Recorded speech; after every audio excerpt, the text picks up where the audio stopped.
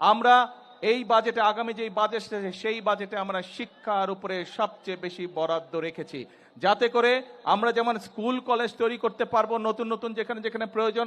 একই সাথে আমরা যখন রান্না করি, মশলা যদি খারাপ হয় রান্না কি ভালো হয়?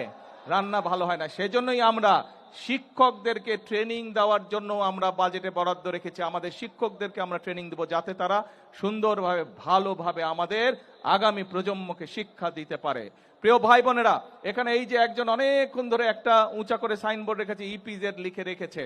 এই ইপিজেড এর কাজ শুধু এই চাঁদপুর জেলা নয়, আপনাদেরই সন্তান, এই এলাকার সন্তান আশিক চৌধুরী এখানে আছে, যে বিডার চেয়ারম্যান যাকে নিযুক্ত করা হয়েছে। তাকে আমি আজকে দায়িত্ব দিয়ে যাচ্ছি, যত দ্রুত সম্ভব সবকিছু বিবেচনা করে সম্ভাব্যতা